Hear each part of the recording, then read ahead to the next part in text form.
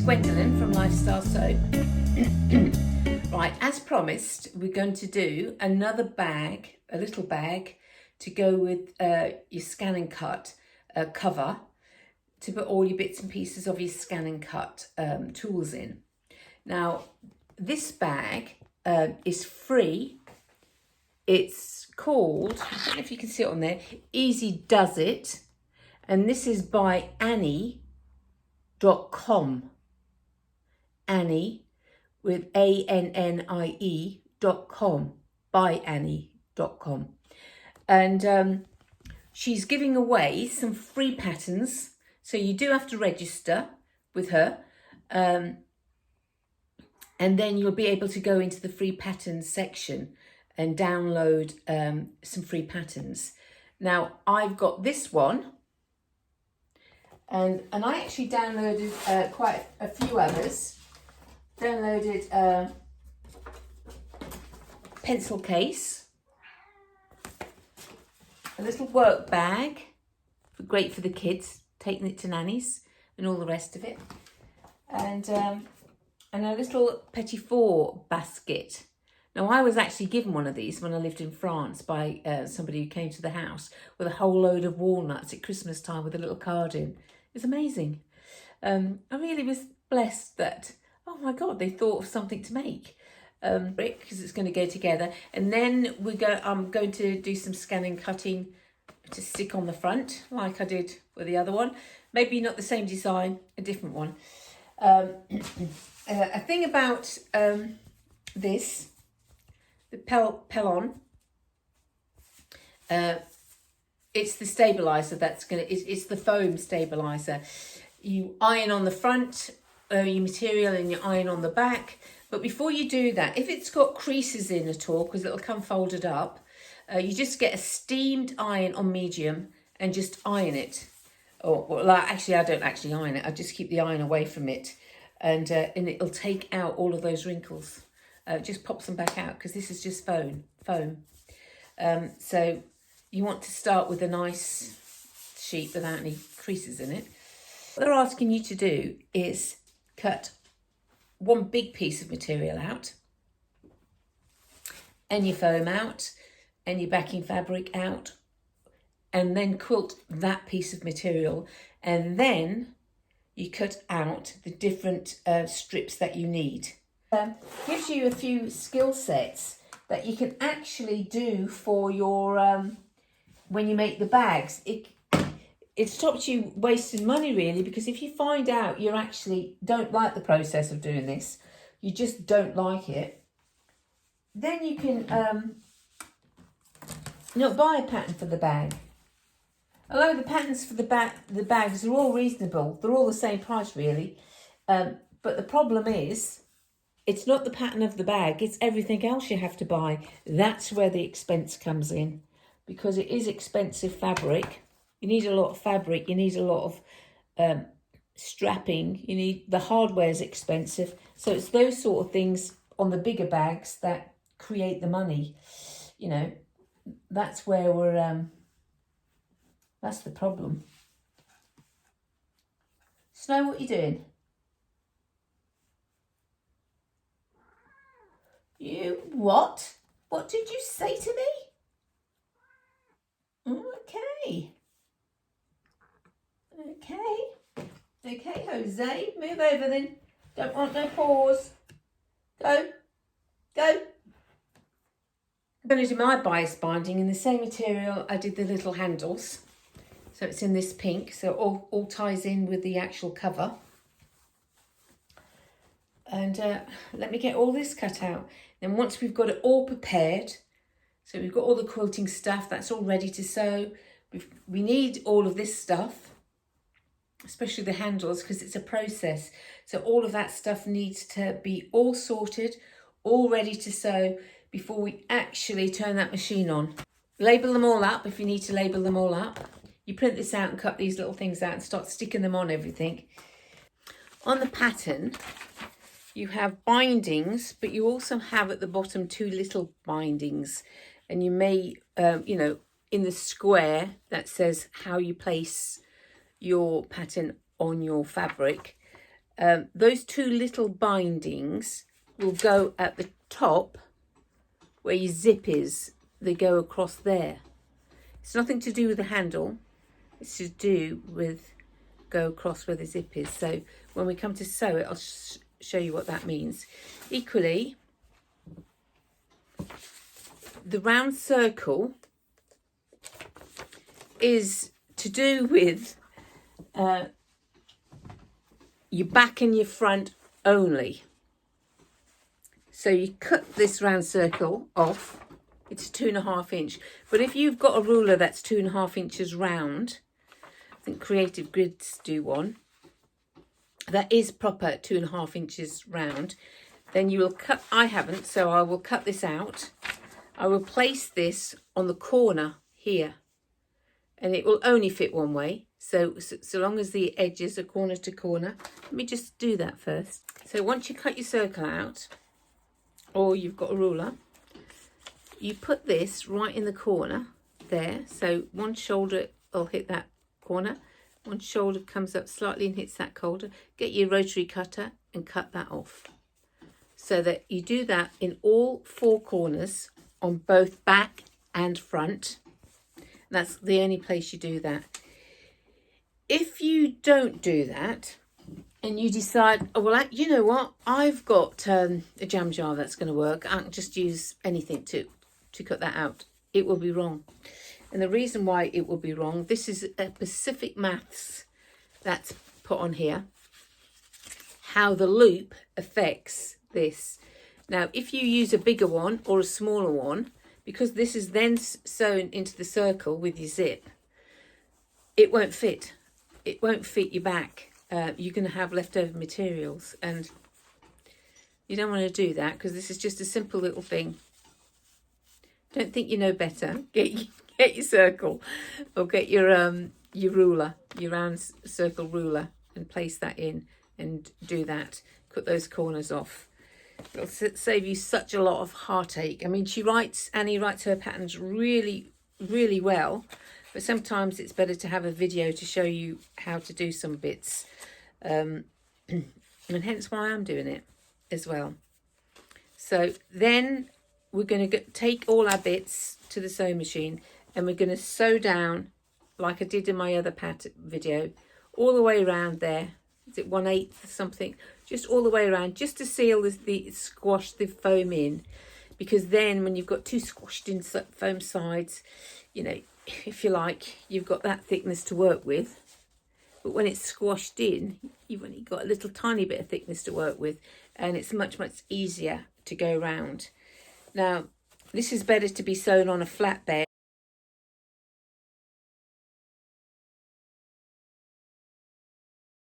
Right, lay out everything that you need to get going, so you're nice and organised. I should put these at the front really, because that's what I'm going to do first. Then we're going to put the zips on first, then that comes next.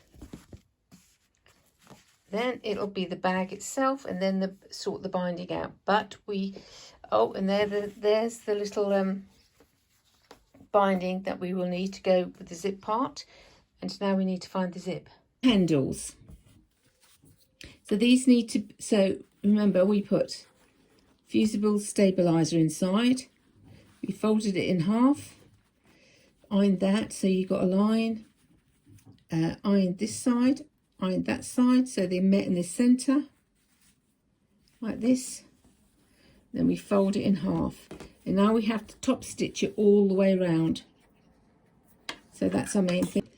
But anyway, it's a nice little top stitch, and needless to say, we need to do the other side. So I bought this in a roll, and it's got 2 blunt ends actually, so it didn't come with a tapered end, and you only get little things like that. But it's very difficult when you open up this, if you open it up, to try and get the end on. I'll just show you, because this may happen to you. I'm going to put it on the round end first,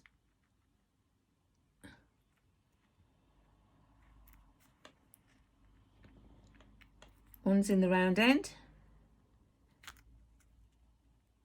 and the other is in the round end.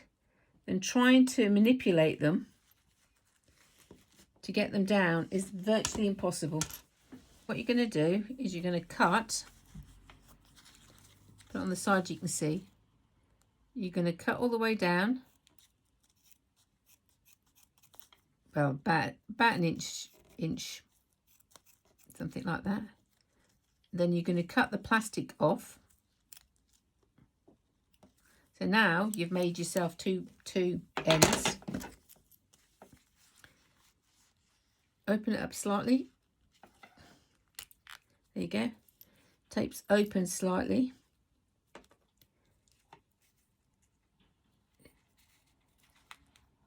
So you're going to put that end in, because you could pull the tape and pull it on. And then you're going to put that end in. Pull the tape, hold both tapes. Pull it down. See how easy that was? Right. So we've got our zipper. And I've made a 15-inch zipper. So if you get your two parts for your zip, so they're right sides facing you. And with a zipper, you have a good size and the other side. So this is the right side, and that's not, because that's plain. So you can see your actual zipper teeth on the right side. So I just need to pull this one down so it's right sides together. That's the right side, that's the right side. And that is how we're going to clip, because you're going to sew along this line, clip on. You need to clip on the zipper. Level. I'm going to clip this end so it's level.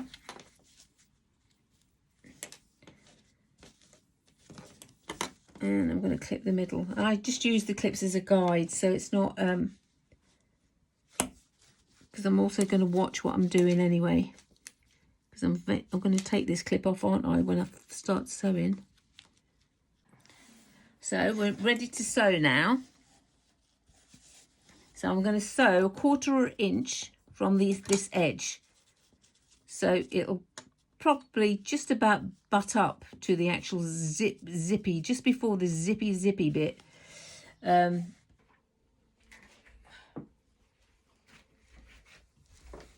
Right, before we cut it off, we need to stitch inside, because we've moved our zipper tape inside now. So we need to stitch just inside both ends of the fabric. Remember, we still are going to have a seam allowance, but we just need to stitch inside first. So we just rotary cutted on each end, because we've stitched across there before we actually cut it. I just did like 1/8 of an inch in. Same on the other side. So they become stops at the moment. And so this section is finished. Right, so now we're going to get your two handles ready. Get your two handles ready. And your two little pieces of binding ready. Right, so right sides together. So 1/4 of an inch seam across to join the zipper and the other loop. The sides are even here. You don't want it going off like that. So everything, because it's got a nice long circle. See, they're still doing their building work across the road.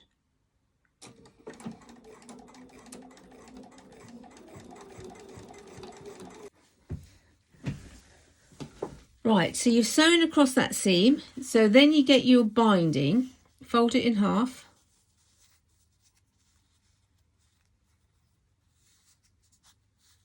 Okay, you can layer on, this is the zipper. We don't want it on this side. You don't sew it on this side, we want it on the zipper side.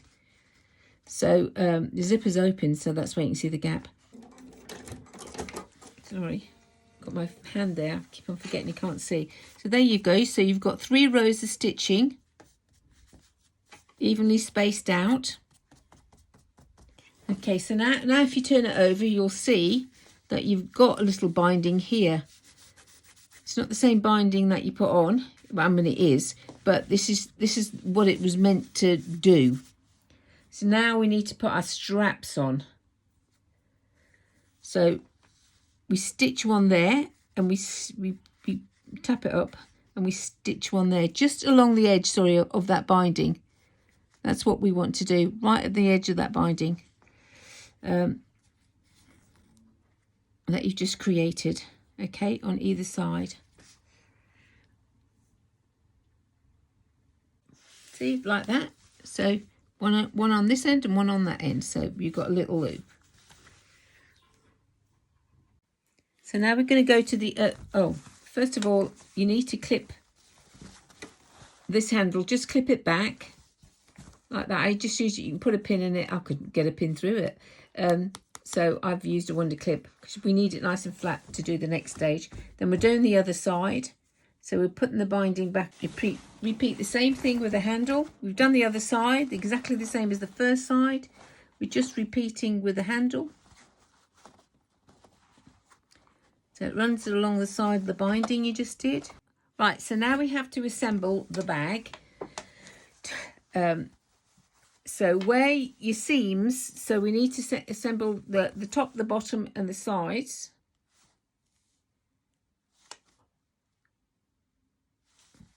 So where the seams are, so you put your handles up, get your seams. You've matched those seams over, that's fine. Then we want put a pin in one end, so that's marked there. Put a pin in this end and that's marked, so you've got your top and your bottom all marked. And now you have to do the same with this. Well, I like to just fold it in half, and let's just put a pin in the top here, because that's, you know, the R for that.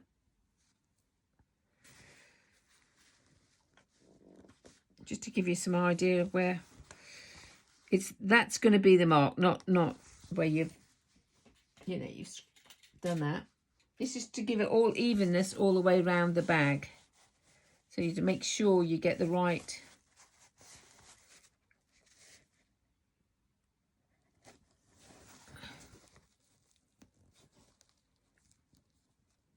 Okay,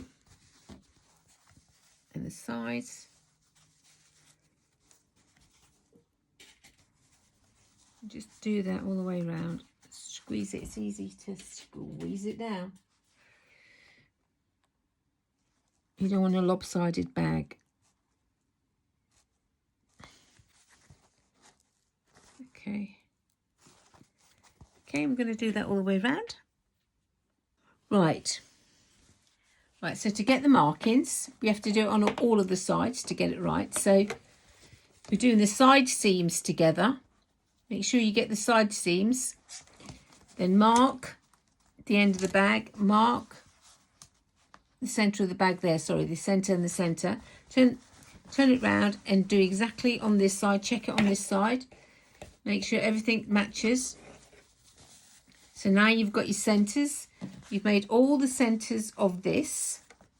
So then you can take your underclip off, because we need to now turn it round the opposite way, because we've got to place it with this. Insert.